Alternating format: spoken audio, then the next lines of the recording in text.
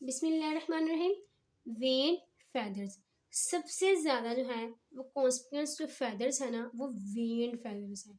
इसमें smaller counter feathers आ जाते हैं जिन्होंने बॉडी की सरफेस को कवर किया होता है, और लार्जर फ्लाइट फैदर्स हैं। Larger flight feathers of wing और टेल, और इसके साथ साथ काउंटर फैदर मिलकर वेन फैदर की फॉर्मेशन करते हैं। अब ये वेन्ड फेदर की जो स्मूथ ओवरलैपिंग अरेंजमेंट है ना, इसने रिड्यूस करना होता है एयर टर्बुलेंस को, ताकि जो है वो फ्लाइट में हेल्प हो सके। फ्लाइट के दौरान वेन्ड फेदर्स की स्मूथ ओवरलैपिंग रिड्यूस कर देती है एयर टर्बुलेंस को। पेंगुइन की अगर हम लोग एग्जांपल देखें ना, तो पेंगुइन के पास टाइनी फ्लैट काउंटर फेदर मौजूद होते हैं जो कि पेंगुइन के सरफेस को कवर किए होते हैं। अब इस काउंटर फेदर ने क्रिएट करना होता है एक स्मूथ ऑलमोस्ट स्केली सरफेस को, और ये जो स्मूथ और स्केली सरफेस जो है ना वो रिड्यूस कर देती है फ्रिक्शन को। क्या कर देती है? रिड्यूस कर देती है फ्रिक्शन को, ताकि जो है वो स्विमिंग हो सके। क्लियर है?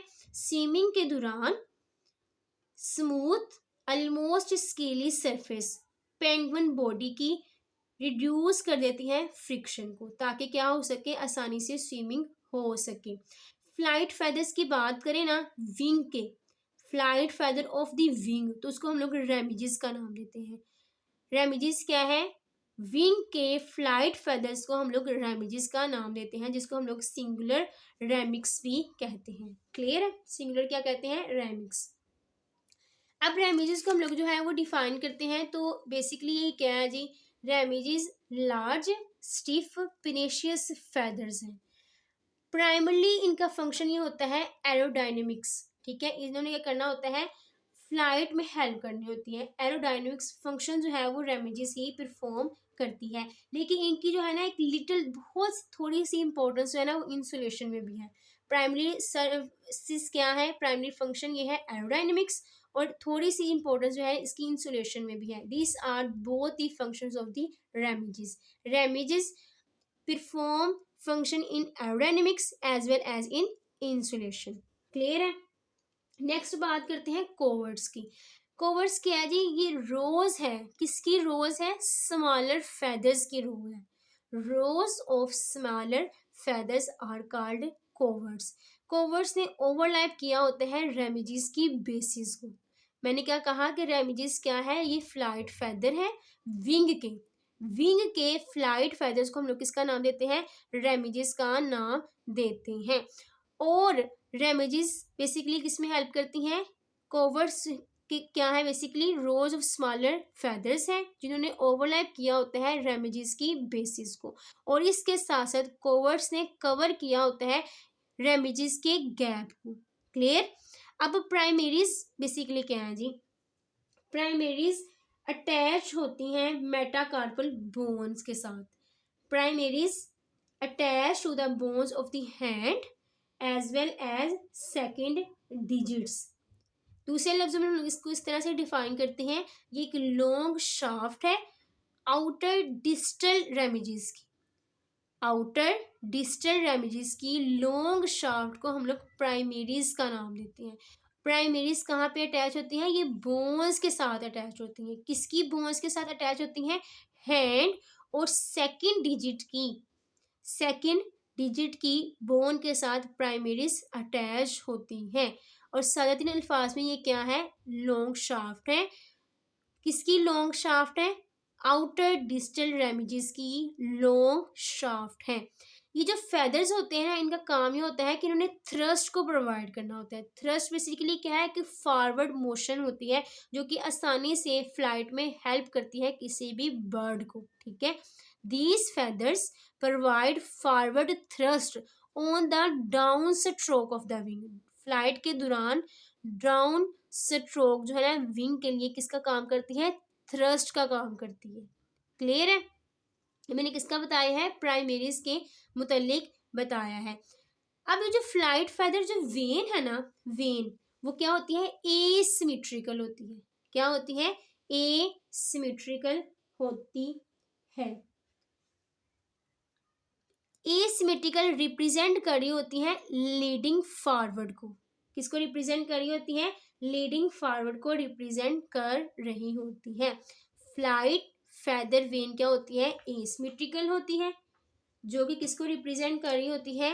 जो कि रिप्रेजेंट कर रही होती है लीडिंग फॉरवर्ड एज वेन को, जिन्होंने इसने कट करना होता है एयर को, ताकि जो है वो आसानी से फॉरवर्ड जो है वो मूवमेंट हो सके। क्लियर है? अब ये जो रेमिजेस होती है ना मुख्तलिफ बर्ड्स में, इनकी तादाद भी जो है वो प्राइमरीज की तादाद भी मुख्तलिफ होती है।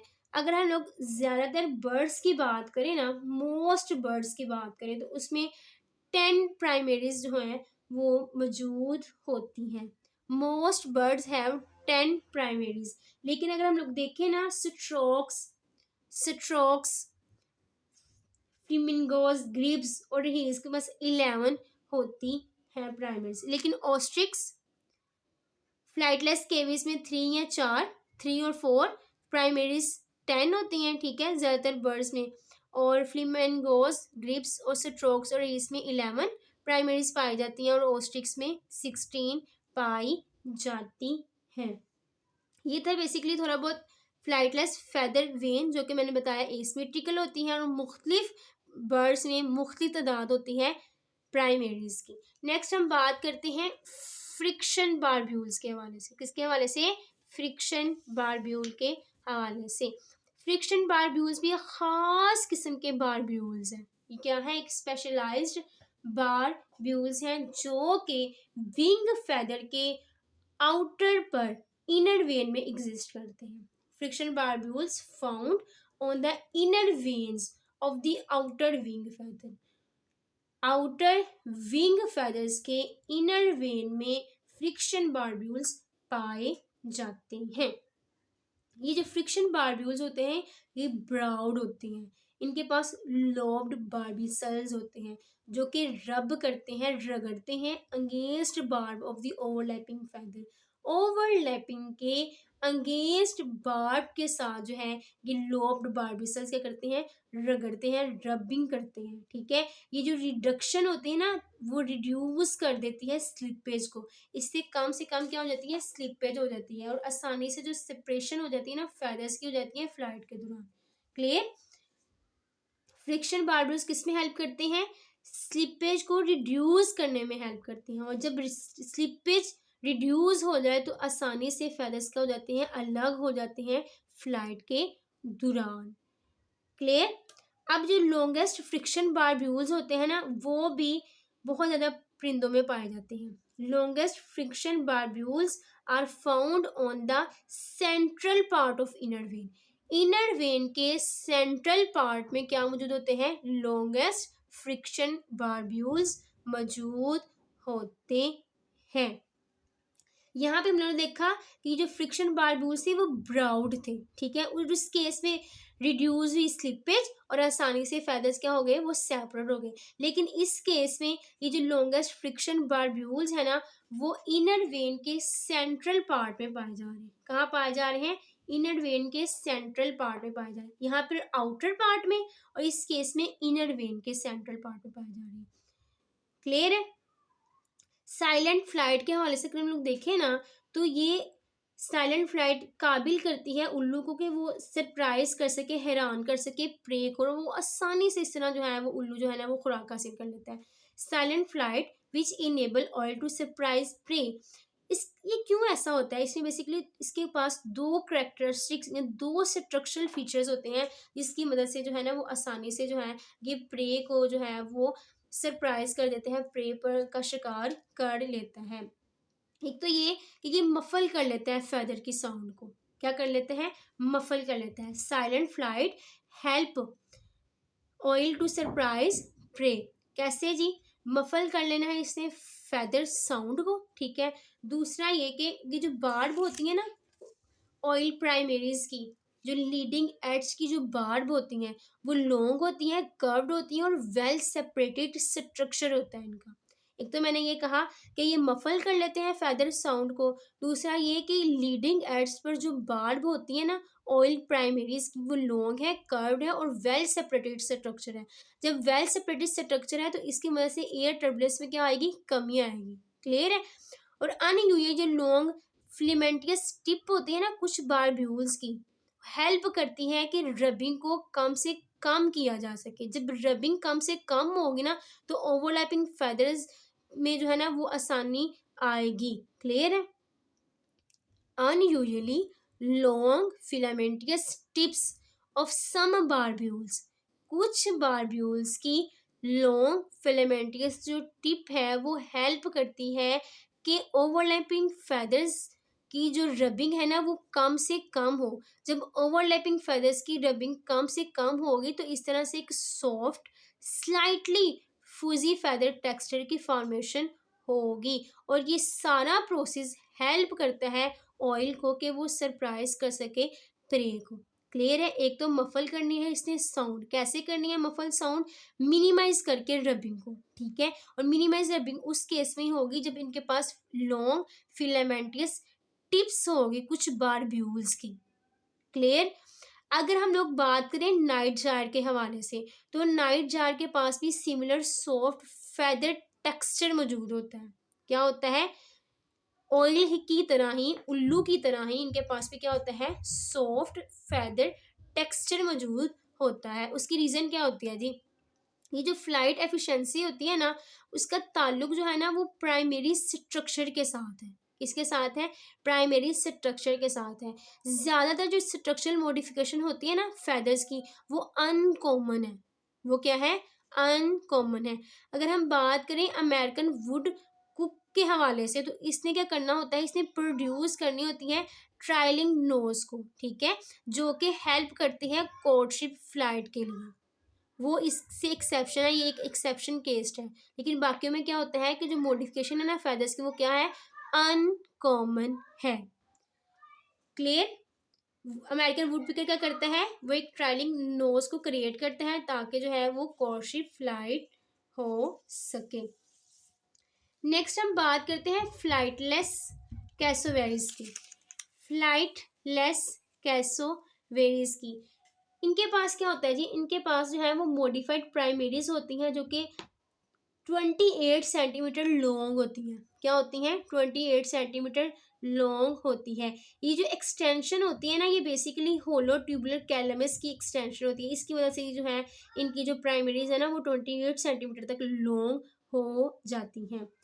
ये जो स्ट्रॉन्ग स्पाइन लाइक स्ट्रक्चर होता है वो प्रोटेक्ट करता है कैसोवेरीज फ्लैंक्स को ताकि जो है ना वो एब्रेसिव वेजिटेशन से बच सके। ठीक है। खुद को वेजिटेशन, वो वेजिटेशन जो कि एब्रेसिव है, ठीक है, एब्रेसिव वेजिटेशंस को खुद को बचाने के लिए इनके पास क्या मौजूद होता है, इनके पास जो प्राइमरीज होती हैं वो लॉन्ग होता है। कितना लॉन्ग होता है, 28 सेंटीमीटर तक इनके पास जो प्राइमरीज होता है वो लॉन्ग होता है। इतना लंबा क्यों होता है, ये बेसिकली एक एक्सटेंशन है होलो ट्यूबुलर कैलमस की। होलो ट्यूबुलर कैलमस की एक्सटेंशन की वजह से इनका जो है प्राइमरीज 28 सेंटीमीटर लॉन्ग हो जाता है। अब इसका फंक्शन क्या है लॉन्ग प्राइमरीज का, ये बेसिकली मॉडिफाइड प्राइमरीज का फंक्शन ये है कि इसने प्रोटेक्शन प्रोवाइड करनी है एब्रेसिव वेजिटेशन से कैसोवेरीज फ्लैंक्स को। ठीक है। अब ब्रीडिंग सीजन में ये होता है कि ये लॉन्ग एक्सटेंशन है ना सेकेंड प्राइमरीज की, मेल की, वो standard wing, long extension of second primaries of male standard winged nightjars वो ग्रो आउट होती है और इसको इस्तेमाल किया जाता है कोर्टशिप के लिए। और इस तरह से नाइटजार को ना हम लोग डिस्कार्ड दी एक्सटेंशन भी बोलते हैं क्योंकि इसमें जो है ना वो ज़्यादातर जो है ना इसको जो है वो हमारे पास रिसर्च में अभी अवेलेबल नहीं है। Nightjar set discard the extension by biting them off, but this notion is unverified क्योंकि इसका कोई ख़ास जो है ना हम लोगों को इसका डाटा जो है वो तस्दीक शुदा नहीं मिलता है। क्लियर है। एक तो मैंने कहा कि एक है प्राइमरीज जो कि अटैच्ड होती हैं मेटाकार्पल बोन के साथ। कहाँ पे अटैच होती हैं, मेटाकार्पल, जिसका हम लोगों ने बात कर ली। नेक्स्ट हम बात करें हैं, आप इसका स्ट्रक्चर पहले देख लें, ये देखिए जी, यहाँ पे ये क्या है, ह्यूमरस है, ठीक है, रेडियस, एल्ना और रेडियाई और मेटाकार्पस। प्राइमेरीज जो है वो अटैच होती है मेटाकार्पल बोन के साथ। मेटाकार्पल बोन के साथ क्या अटैच होती है, प्राइमेरीज। प्राइमेरीज, और ये मैंने कहा था कि ये लॉन्ग शाफ्ट है आउटर डिस्टल रेमिजेस की, दैट इज दी प्राइमेरीज, जो कि हैंड और सेकंड डिजिट्स की बोन के साथ अटैच होती है। क्लियर है। अगर आप लोग यहाँ पे मजीद से स्ट्रक्चर देखेंगे ना तो आप लोगों को अंदाजा हो जाएगा कि कुछ जो है वो प्राइमरी रेमिजेस हैं, ठीक है, और कुछ जो है वो ये रेक्ट्राइसिस हैं, जिसका हम लोग जो है वो मजीद नेक्स्ट डिस्कशन करेंगे। ये सेकेंडरीज रेमिजेस हैं। क्लियर है। वन से लेकर अगर हम लोग प्राइमरीज की बात करें, प्राइमरी रेमिजेस वो 1 से लेकर 10 तक है, ठीक है, और सेकंड जो रेमिजेस है ना वो 1 to 15 है। क्लियर है। तो here this is the remiges, ये जो primary remiges, secondary remiges, this is the rectrices. और प्राइमरीज किसके साथ अटैच होती हैं, मेटाकार्पस के साथ अटैच होती हैं।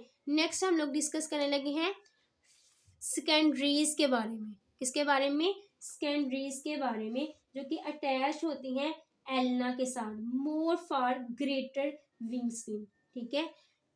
एल्ना के साथ क्या अटैच होती है, secondaries. Secondaries attached to the ulna, but primaries attached to the metacarpus. Clear है। इसको जो है हम लोग मजीद जो है ना फर्दर भी डिस्कस कर लेंगे। अब बात हो रही थी सेकेंडरीज के हवाले से, जो कि अटैच होती हैं एल्ना के साथ। ये इनर प्रोक्सिमल फ्लाइट फेदर्स हैं विंग के इनर प्रोक्सिमल फ्लाइट फेदर्स को किसका नाम देते हैं, सेकेंडरीज का नाम देते हैं, जो कि अटैच होते हैं विंग बोन के, एल्ना विंग बोन के साथ अटैच होते हैं। सेकेंडरीज कहाँ पे अटैच होती हैं, एल्ना विंग बोन के साथ अटैच होती हैं। इनका नंबर वेरी करता है। अगर हम लोग सेकेंडरीज की बात करें तो 6 हमिंग बर्ड में, 19 ऑयल में और 40 अल्बाट्रोसिस में पाए जाते हैं। ये जो सेकेंडरीज होती है ना, इनके पास इनर विंग सरफेस बहुत ज़्यादा होता है, from much of the inner wing surface. Inner पे भी पाई जाती हैं, इनर फ्लाइट फेदर में एग्जिस्ट करती है, इसलिए इनका सरफेस क्या होता है, ज़्यादा होता है। कुछ स्पीशीज़ में जो है ये मॉडिफाइड होते हैं डिस्प्ले पर्पसेस के लिए। सेकेंडरीज किसके लिए डिस्प्ले होती हैं, डिफरेंट पर्पसेस के लिए। Some species modified secondaries for display purposes. मिसाल के तौर पर ये जो broad flag like inner secondaries हैं वो बहुत ही ज़्यादा ज़रूरी होती हैं कोर्टशिप में, ठीक है। किस केस में, मैंडेरियन डक के केस में। मैंडेरियन डक के केस में कोर्टशिप के लिए बहुत ही ज़्यादा क्या ज़रूरी होती हैं, flag like inner secondaries. Mandarin duck के पास broad flag like inner secondaries मौजूद होती हैं, और ये जो broad flag like inner secondaries हैं ये इसेंशियल होती हैं कोर्टशिप में, ठीक है। अब quite different kinds of modification होती हैं for producing mechanical courtship. Mechanical courtship के लिए जो है ना वो मुख्तलिफ तरह से मॉडिफिकेशन पाई जाती है। जैसे कि कुछ जो मॉडिफिकेशन है वो साउंड को प्रोड्यूस करती हैं, ठीक है, और इनके पास थिकनेड क्लब लाइक फेदर शाफ्ट मौजूद होती है। क्या मौजूद होती हैं, यहाँ पे हम लोगों ने देखा कि जो इनर सेकेंडरीज थी वो फ्लैग लाइक ब्राउड थी, लेकिन इस केस में क्लब लाइक फेदर शाफ्ट है। क्लब लाइक फेदर शाफ्ट है जो कि हेल्प करती है कि साउंड की प्रोडक्शन हो सके। किसमें साउंड की प्रोडक्शन हो सके, क्लब विंग मैनाकिन में। क्लब विंग मैनाकिन में साउंड की प्रोडक्शन के लिए जो सेकेंडरीज हैं वो क्लब लाइक फेदर शाफ्ट में हम लोगों को मैकेनिकल सपोर्ट प्रोवाइड करती हुई मिलती हैं।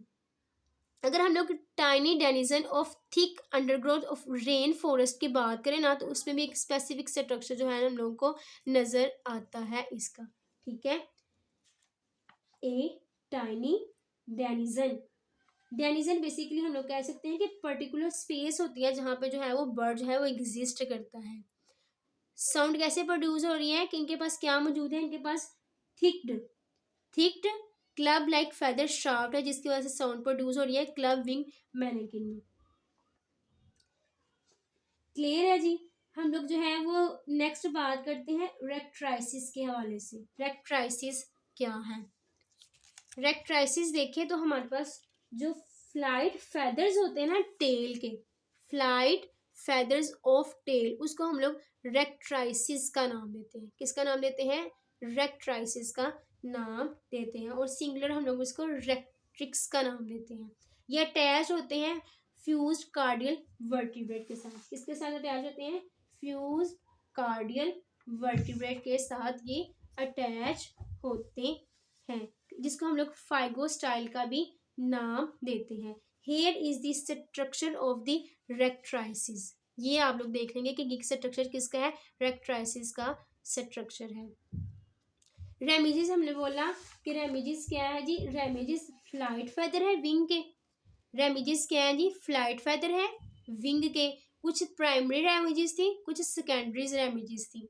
ये क्या है जी? फ्लाइट फेदर है विंग के, जबकि टेल के फेदर को हम लोग रेक्ट्राइसिस का नाम देते हैं। These are the रेक्ट्राइसिस।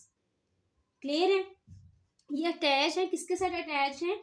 ये कार्डियल वर्टिब्रेट, और कार्डियल वर्टिब्रेट भी कैसी? जो कि फ्यूज्ड फॉर्म में है, जिसको हम लोग फाइगो स्टाइल का नाम देते हैं। ये वहां पर अटैच है। यूजुअली 12 रेक्ट्राइसिस फंक्शन करती हैं स्टीयरिंग में और ब्रेकिंग में फ्लाइट के दौरान। क्लियर है? इसको हम लोग जो है वो नेक्स्ट देख लेते हैं। जो 12 रेक्ट्राइसिस हैं उनका क्या फंक्शन है? उन्होंने प्राइमरी फंक्शन देना है स्टीयरिंग में, यानी कि लेफ्ट राइट होने में, और कुछ ने ब्रेकिंग में हेल्प करना है फ्लाइट के दौरान।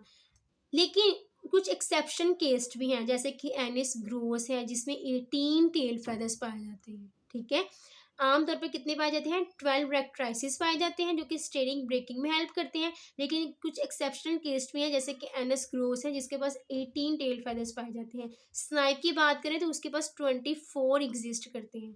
क्लियर है? 24 एग्जिस्ट करते हैं टेल फेदर्स। अच्छा जी, ये जो रेक्सिस होते हैं ना, रेक्सिस, ये वेरी करते हैं फ्रॉम थिन एंड फ्लेक्सिबल। कुछ किसी की फ्लेक्सिबिलिटी कुछ है और किसी की कुछ है। थिकनेस भी जो है वो डिपेंड करती है। कुछ जो डिस्प्ले टेल फेदर्स हैं, कुछ के जो है डिस्प्ले टेल फेदर है, कुछ जो है वो अपना ही अलग से मॉडिफिकेशन रखते हैं, जैसे कि ट्रॉपिकल हमिंग बर्ड है, उसके एक स्पेसिफिक जो है वो रिप्रेजेंटेशन है। Rachis vary from thin and flexible, ये वेरी करती हैं थिन और फ्लेक्सिबल से। ठीक है, like those in the display tail feather, जैसे कि ट्रॉपिकल हमिंग बर्ड में जो है ना वो डिस्प्ले टेल फेदर जो है वो रिप्रेजेंट करती हैं। अब हमिंग बर्ड में बेसिकली क्या होता है, जिनके पास स्टिफ रॉड है, बिल्कुल जो है ना वुड पिकर के टेल फेदर्स की ब्रेकिंग की तरह। हमिंग बर्ड में क्या है? स्टिफ रॉड मौजूद है। हमिंग बर्ड में स्टिफ रॉड है जो कि वुड पिकर की टेल फेदर्स के ब्रेकिंग की तरह है। बर्ड ऑफ पैराडाइज और कुछ हमिंग बर्ड के हवाले से देखें तो इनकी बहुत ही इलेबोरेट टेल होती है, जो कि प्राइमरली जो है ना वो डिस्प्ले सर्विसेज परफॉर्म करती है, डिस्प्ले में अपना फंक्शन परफॉर्म करती है। और उसको भी हम लोग हैंडीकैप इन फ्लाइट, यानी कि थोड़ी बहुत जो है ना फ्लाइट में सक्सेस के लिए भी जो है ये हेल्प आउट करती हैं tail feather in the case of bird of paradise as well as humming bird. अगर हम लोग हैंडीकैप की बात करें ना, तो बेसिकली एक हैंडीकैप एक सर्कमस्टांस है, एक टाइम है, कुछ ऐसे हालात होते हैं जिसमें जो है वो सक्सेस जो है वो डिफ़िकल्ट हो रही होती है फ्लाइट में, फ्लाइट की सक्सेस डिफ़िकल्ट हो रही होती है, तो उस केस में जो है वो टेल फेदर्स भी क्या करते हैं and can be handicap in flight. Display के अलावा किस में हेल्प कर रहे हैं? फ्लाइट में भी हेल्प कर रहे हैं। कुछ मोर्ट्स किंगफिशर्स, उनके पास क्या होता है, जिनके रेक्वर्ड शेप रेक्ट्राइसिस होती हैं। क्या होते हैं? रेक्वर्ड शेप रेक्ट्राइसिस होते हैं। न सिर्फ ये कि मोर्ट्स किंगफिशर्स, बल्कि ड्रैगून्स और हमिंग बर्ड्स में भी क्या मौजूद होती हैं? रेक्विड शेप रेक्ट्राइसिस होती हैं। और इसके साथ साथ बेयर शार्प मौजूद होती हैं। और मजीद ये कि टर्मिनल वेंट सेक्शंस भी मौजूद होता है। ये जो सर्कुलर टेल टिप्स होती है ना मेल किंग की, और इसके साथ साथ बर्ड ऑफ पैराडाइज की, वो टाइटली रोल बनाया होता है रेचिस का। क्लियर है?